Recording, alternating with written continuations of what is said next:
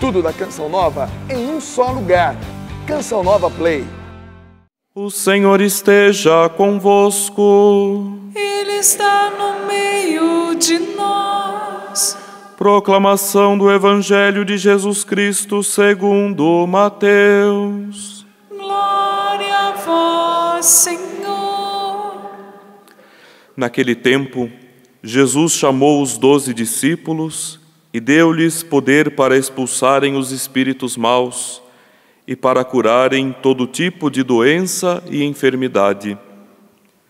Estes são os nomes dos 12 apóstolos: Tiago, primeiro Simão, filho de Pedro, chamado Pedro, e André, seu irmão, Tiago, filho de Zebedeu, e seu irmão João, Filipe e Bartolomeu, Tomé e Mateus, o cobrador de impostos, Tiago, filho de Alfeu, e Tadeu, Simão, o zelota, e Judas Iscariotes, que foi o traidor de Jesus. Jesus enviou estes 12 com as seguintes recomendações: não deveis ir aonde moram os pagãos, nem entrar nas cidades dos samaritanos. Ide antes às ovelhas perdidas da casa de Israel. Em vosso caminho anunciai: o reino dos céus está próximo. Palavra da salvação. Glória a vós, Senhor. Buscai constantemente a face do Senhor. Buscai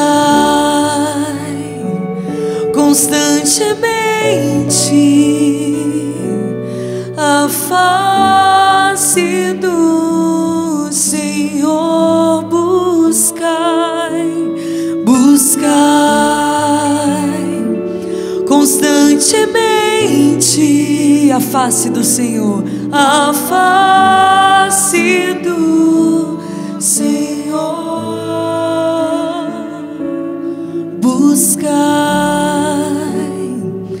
constantemente a face do Senhor.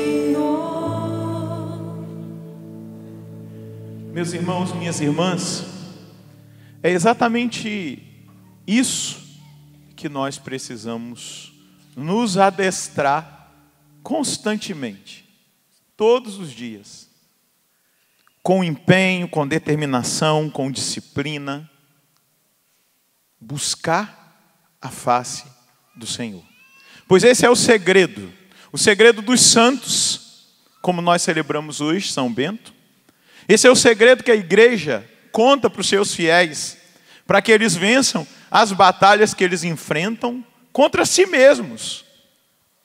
A história de São Bento, contada por São Gregório, ela traz exatamente esses detalhes. Porque São Gregório já era abade 50 anos depois que Bento havia morrido.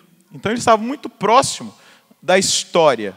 E nos seus diálogos, especialmente no livro 2 dos seus diálogos, ele conta os detalhes dos milagres da vida de São Bento.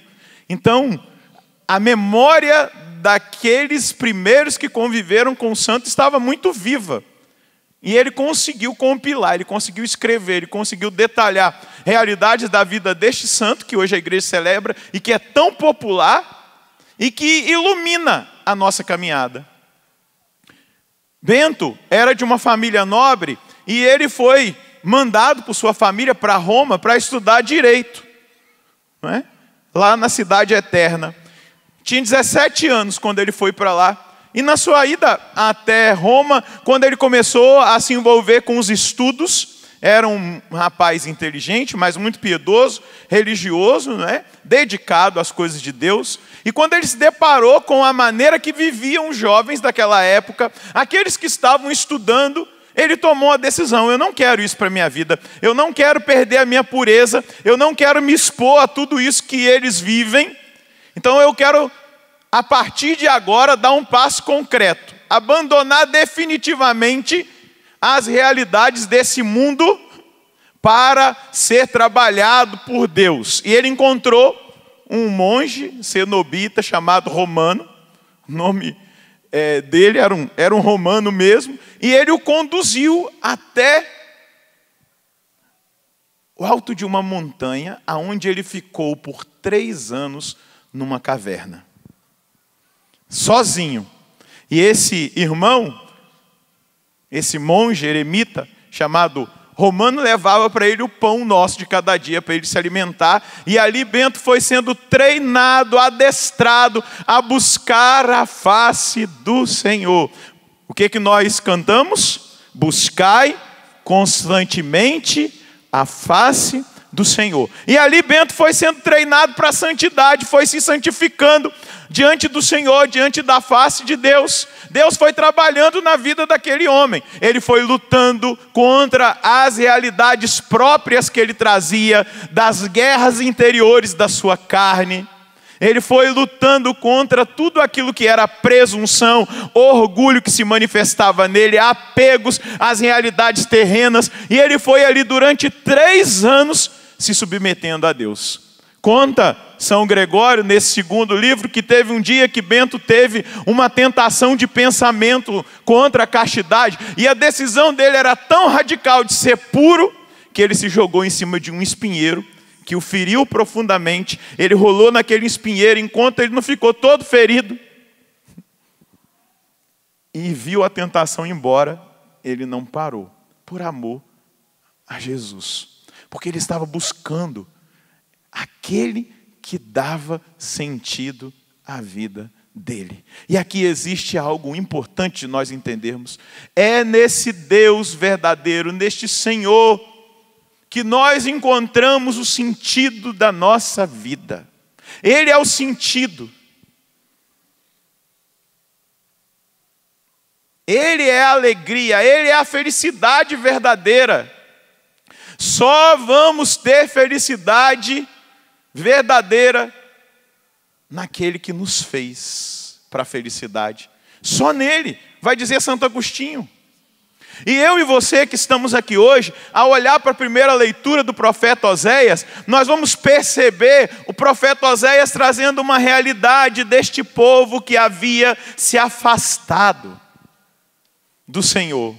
Eles prosperaram. Você prestou atenção na leitura? Israel era uma vinha exuberante e dava muitos frutos para o seu consumo.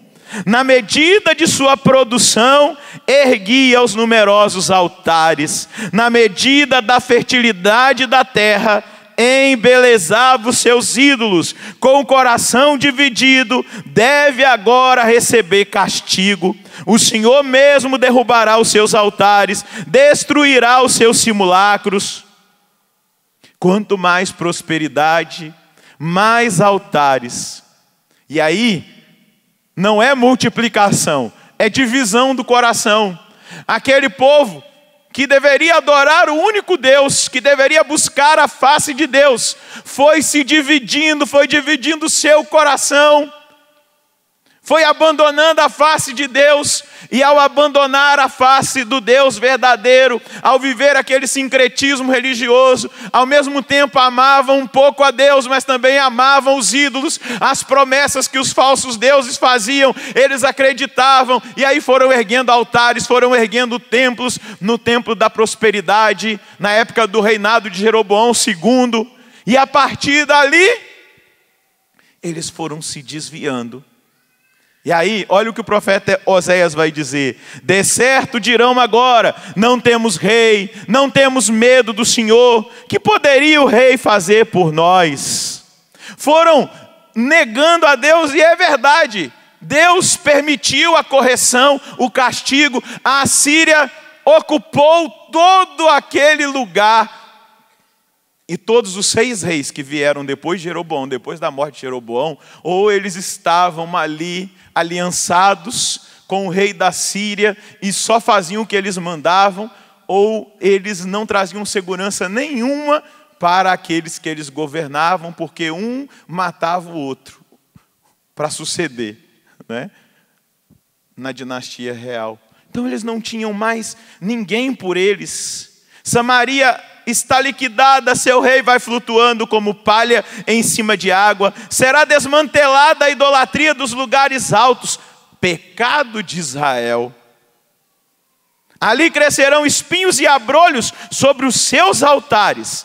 Então se dirá sobre os montes: cobri-nos, e as colinas: caí sobre nós. Melhor uma catástrofe natural do que cair nas mãos do inimigo. Era assim que eles pensavam. Mas eles caíram na mão do inimigo exatamente porque eles se dividiram, eles abandonaram o Deus verdadeiro, eles deixaram de buscar a Deus e começaram a buscar os ídolos. E o que aconteceu? Eles não tinham mais força, não tinha poder espiritual sobre eles, eles não conseguiam vencer os inimigos porque eles estavam divididos. Eles viviam uma bagunça moral, uma bagunça espiritual. Eles não tinham mais liderança, não tinha entraves divinos e nem humanos. Cada um fazia o que queria.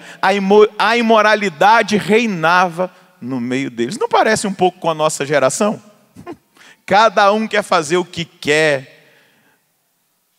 Cada um tem a sua opinião, cada um segue a ideia que quer, cada um abraça a ideologia que é pregada pelo mundo, abraça isso, abraça aquilo, cada um diz que concorda e que não concorda, cada um tem seus motivos, às vezes tem atitudes muito virtuosas, mas pensamentos muito desvirtuados, e acabam cada vez mais se afastando do projeto de Deus. Mas só nós só conseguiremos permanecer no projeto de Deus, no foco da vontade de Deus para a nossa vida, se nós buscarmos constantemente a face do Senhor. Diga comigo, bata no peito: eu preciso buscar constantemente a face do Senhor. Senão eu sucumbirei, não darei conta, porque o mundo é mau, e ainda existe o maligno, Satanás, seus demônios, que lutam contra aqueles que querem viver a palavra. Mas eu também tenho as tendências para o erro. E hoje, eu preciso assumir que a minha vitória, eu preciso assumir que eu permanecerei no foco de Deus para a minha vida, se eu buscar constantemente a face do Senhor. Veja o que o salmista vai dizer: buscai o Senhor Deus e seu poder, buscai constantemente a sua face, lembrai as maravilhas que Ele fez, seus prodígios e as palavras de seus lábios. Quanto mais nós buscamos, mais nós vamos lembrando dos grandes feitos do Senhor, mais nós vamos sendo animados. Talvez daqui uma semana você já esqueceu os testemunhos que o padre leu, grandes feitos que o Senhor fez hoje. É uma realidade material que realmente passa. Mas nós precisamos ver os grandes feitos, as obras que o Senhor tem feito em nosso favor, as realidades que nós já vencemos. Nós não podemos perder o foco da palavra, o foco do ensinamento da igreja. Se o mundo está na confusão, como nós temos visto, se o mundo está seguindo os ventos de doutrinas por aí, se o mundo está seguindo o materialismo, se o mundo está seguindo as ideologias. Eu ainda me lembro daquela homilia da missa pró-eligência do Romano Pontífice, que elegeu o próprio cardeal Ratzinger, que fez aquela missa, que presidiu aquela missa, em prol do próximo pontífice, depois da morte do Papa João Paulo II, São João Paulo II, e ele tratava, e ali naquela homilia, os cardeais conseguiram vislumbrar que ele era o homem para aquele tempo. Amigo da verdade, que não tinha medo de enfrentar o relativismo e não tinha medo de apontar o caminho. E qual era o caminho que o nosso Papa Emérito, naquela época, em 2005, apontou? A amizade com Cristo, a intimidade com Cristo, buscar a Deus constantemente. Como Bento venceu as tentações do demônio? Porque ele estava no silêncio, na oração, na penitência, ofertando o seu coração a Deus. Os grandes homens de Deus são gerados no silêncio, na penitência, na oração. Os grandes vencedores do mundo, do maligno e de si mesmos são treinados por Deus no silêncio, na penitência, na oração. Conta-se que o diabo se materializava na direção de São Bento num pássaro preto que quase atacava o seu rosto, e ele só dava uma bênção e aquele pássaro desaparecia. Um dia Bento estava orando, isso São Gregório conta, tá? Não estou inventando não. Porque até sobre as realidades espirituais hoje, até nós na igreja às vezes temos dificuldade. Uma vez eu ouvi um padre dizer que o Padre Pio era esquizofrênico, que ele não era um santo. Porque tem dificuldade de acreditar na santidade. Tem dificuldade de acreditar, porque é tanto materialismo que tem dificuldade de acreditar nas coisas santas. Bento estava orando e Deus revelou que o diabo iria derrubar uma parede em cima de um monge, do mosteiro, perto de onde ele morava. E ele mandou um emissário contar, mas não deu tempo. Quando chegou lá, a parede tinha caído, as pedras tinham matado o pobre monge. E ele estava dilacerado, esmagado. E ele disse: tragam-no até mim. E ele tinha uma esteira aonde ele orava, e ele mandou estender o corpo daquele homem ali, todo dilacerado, esmagado mesmo. Porque não fica pensando nesses murinhos que a gente tem na casa da gente, não. Era muro de pedra, e pedra pesada. E o muro esmagou aquele monge, e ele mandou todo mundo sair, e ali ele se ajoelhou e orou. Quando os outros monges que estavam do lado de fora perceberam, aquele que estava morto, dilacerado, esmagado, destruído, tinha sido ressuscitado pelo poder de Deus. O poder da oração de um homem que, no silêncio, na penitência e na oração, foi sendo gerado para ser o impacto de Deus numa época em que o Império Romano tinha ruído e os bárbaros tinham tomado tudo. E ele foi ser o sinal que Deus levantou, o grande luzeiro, para gerar uma Europa cristã. As pessoas se acorriam aos pés das montanhas onde estavam. Se você for um dia visitar Subiaco e os outros lugares onde Bento foi fundando os mosteiros, você vai ver, as cidades foram construídas ali, aos pés do mosteiro, porque eram alimentados pela fé cristã daqueles monges que trabalhavam e oravam, oravam e trabalhavam, eram obedientes, pobres e castos, buscavam a pureza. E aí aquilo que nós vemos no Evangelho, Jesus escolheu os que Ele quis, os 12, é o novo povo de Deus, é o novo Israel, assim como tinham 12 chefes das 12 tribos, Ele escolhe 12 homens, e Ele lhes dá poder, e dá poder para fazer o quê? Deu-lhes poder para expulsar os espíritos maus, deu-lhes poder de curar todo tipo de doença e enfermidade. E eles receberam de Jesus o poder messiânico, o poder taumatúrgico, o poder de operar maravilhas, exatamente. E aí São João Crisóstomo vai dizer que durante longos anos, até alguns séculos, os milagres eram muito presentes porque a fé precisava ser fundamentada. As pessoas ainda não criam. Lembra de uma vez que eu contei aqui na missa?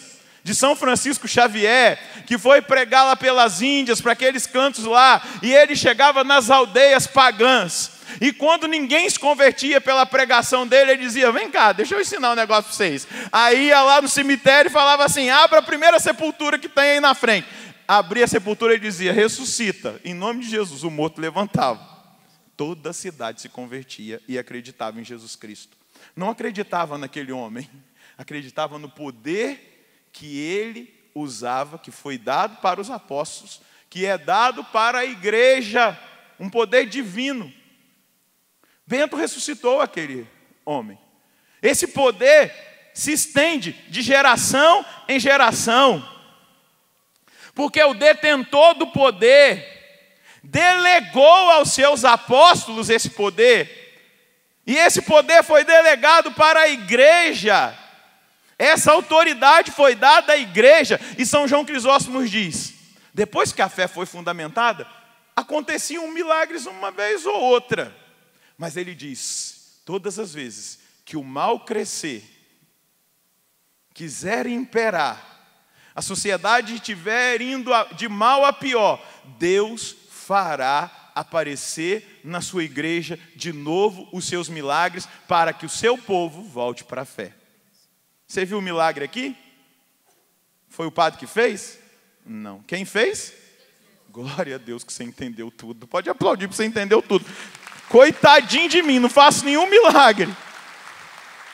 Mas eu acredito, meus irmãos padres, eu sei que vocês também acreditam nisso. Nós estamos chegando num tempo na sociedade, como na época de Bento, de São Bento, em que a vida está tão vazia, esvaziada, as pessoas estão perdendo tanto o caminho da fé, da experiência com Deus. Deus vai começar a multiplicar os milagres, e não se assustem. Quando as pessoas vierem testemunhar: eu estava numa missa na paróquia, eu estou curado. Com certeza vocês têm esses testemunhos. Porque quanto mais o mal crescer, mais o poder de Deus será derramado na sua igreja. Isso é a palavra de São João Crisóstomo, que dizia: todas as vezes, e o mal tem crescido, as pessoas têm abandonado a fé, então se prepara, que você vai ver ressurreição de mortos. Porque vai ser a maneira que Deus vai agir para salvar, para atrair de novo. É a palavra do santo, e eu acredito na palavra dele, porque nós precisamos atuar num poder que não é nosso, foi nos delegado. E esse poder, o milagre, a cura, ela alimenta, provoca, gera fé. E essa fé, ela é gerada em nós para quê? Só para a gente ficar maravilhado aqui na terra. Nossa, que milagre, olha lá, foi curado do câncer. Olha aquele mioma de 1 quilo e não sei quanto, né? 2 quilos e 600, não sei se eu estou com o cálculo certo. Foi tremendo, glória a Deus, aleluia. Mas se isso não me conduzir para a visão beatífica do céu, de nada valerá contemplar os milagres. Porque a nossa vida precisa estar escondida em Deus com um único objetivo: dar uma péssima e ótima notícia para quem está do seu lado: você não é dessa terra. Aleluia. Sabia que você não vai ficar para semente? Segura na mão desse irmão aí, dá uma esquentada na mão dele, essa mão gelada que você está guardando no bolso.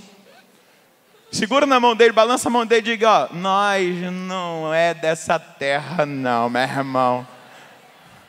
Nós é do céu. Balança a mão dele e diga: nós não somos dessa terra, nós somos do céu. Os milagres só apontam para aquilo. Diga para ele: os milagres só apontam para aquilo que Jesus mandou os seus apóstolos dizerem: o reino dos céus está próximo. E para que a promessa, balança a mão do irmão, para que a promessa fosse confirmada, Deus deu para eles um poder sobrenatural de expulsar demônios, de fazer milagres, de curar doentes, para mostrar que o reino de Deus está próximo, Ele está no meio de nós, porque Jesus está conosco, e essa presença que faz milagres hoje, agora, now.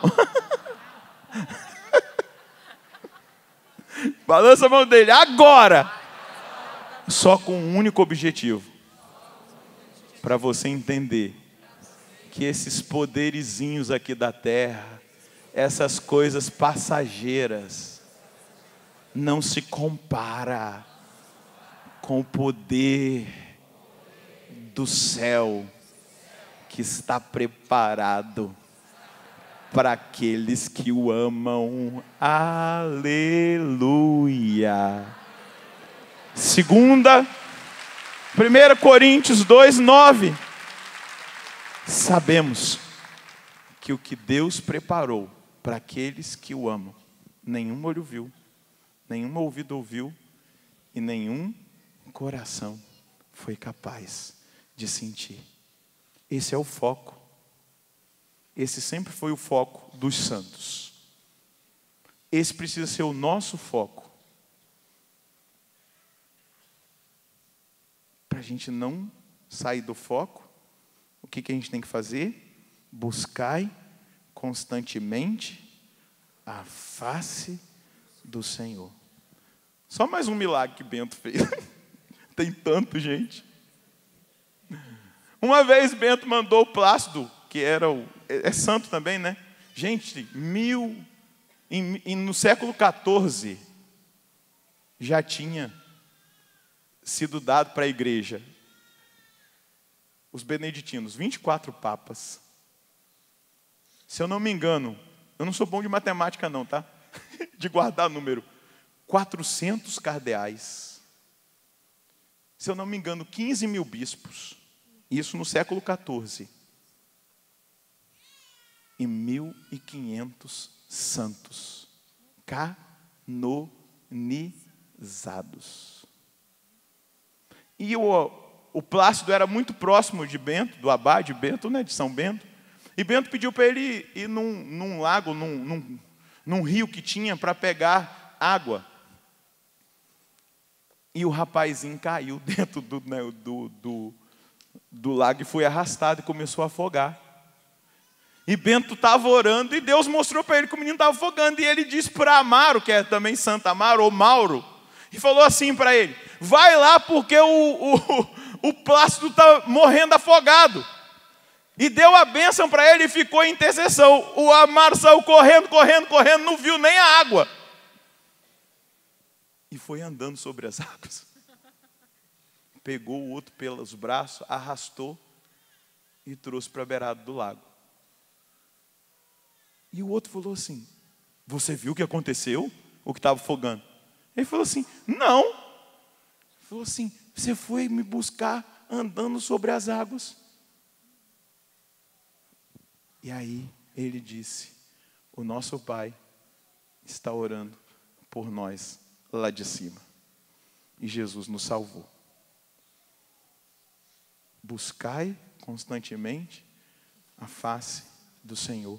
E você vai viver experimentando constantemente a maravilhosa presença de Deus, que vai te orientando, te fortalecendo e te surpreendendo cada dia.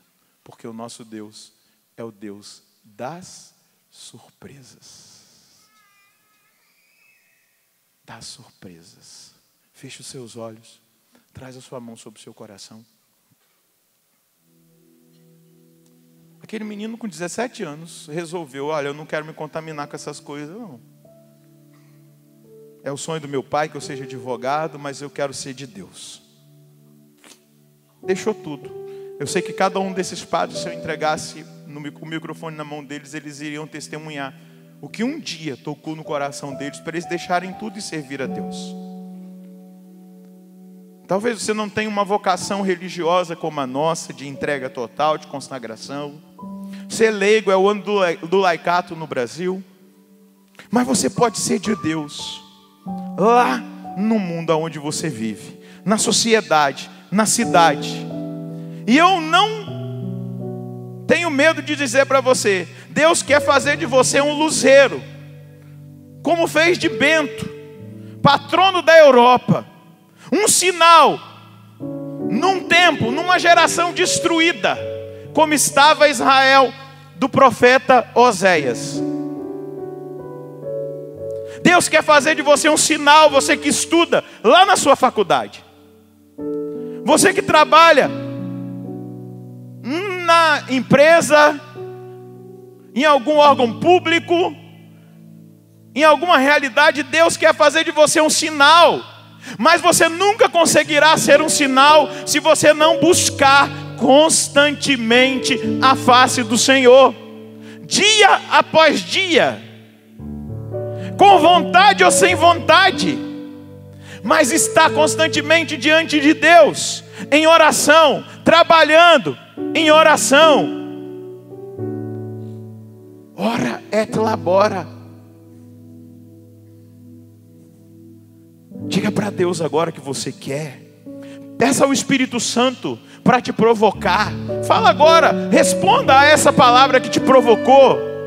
Diga para Deus: Senhor, eu quero te buscar constantemente. Eu quero ser surpreendido. O Senhor é o Deus das surpresas. Eu quero me maravilhar com a sua presença, porque a minha realização está em Ti, não está em bens dessa terra. Pelo contrário, o testemunho da palavra hoje vai dizer que a prosperidade trouxe para Israel divisão, idolatria, coração dividido. Mas eu quero desapegar-me, Senhor, de mim mesmo. Vai orando agora, vai dizendo para Deus: eu quero desapegar-me, Senhor, das realidades que têm muitas vezes travado a minha vida espiritual. Eu quero buscá-lo constantemente. Eu quero estar diante da sua face. Eu quero, como Bento, no silêncio, na penitência, na oração, ser treinado para ser sinal. A minha família precisa ser um sinal. Eu preciso colocar a oração dentro da minha família, Senhor, dentro da minha casa, para abençoar os meus filhos e para que os meus filhos sejam uma bênção para esse mundo. Eu quero colocar, Senhor Deus, na minha vida, viver a prática constante da oração, de um coração rendido, de um coração entregue, de um coração adorador, de um coração que te busca e que experimenta do seu poder e que não perde o foco. Diga para Jesus agora: Jesus, não me deixa perder o foco. Fala para Ele agora: não me deixa perder o foco do céu, não me deixa perder o foco da verdade, não me deixa perder o foco do ensinamento da sua igreja. E eu quero, Senhor, experimentar esse compartilhamento do seu poder. Eis-me aqui. Ergue os seus braços. Fala: eis-me aqui. Espírito Santo, leva-me a Jesus, leva-me a essa experiência. Fala: eis-me aqui, Espírito Santo, dá-me o dom da oração. Espírito Santo, aumenta a fé no meu coração. Fala agora: Espírito Santo, faz com que a virtude da esperança seja cada vez mais fundamentada na minha vida, que eu espere só em Ti, que eu confie só em Ti, Senhor. Espírito Santo, gera a caridade, que é a capacidade da amizade, do amor, da intimidade, da busca de relacionamento, de Te amar, Senhor, e em Ti ser capaz de amar o outro, até o inimigo, como o Senhor ensinou. Dá-me essa graça, reaviva, reativa os dons de santificação que eu recebi no meu batismo, reaviva, reinflama o meu coração. Eu quero me apaixonar de novo. Eu quero me apaixonar por Ti. Eu quero ter todos os dias, Espírito Santo, essa provocação, essa moção de estar buscando constantemente a face do Senhor. Porque eu não quero ser derrotado pelo mundo, eu não quero ser vencido pelo diabo, e eu não quero aceitar aquilo que em mim, nas minhas tendências, me desvia do seu projeto de céu, do seu foco de céu para a minha vida.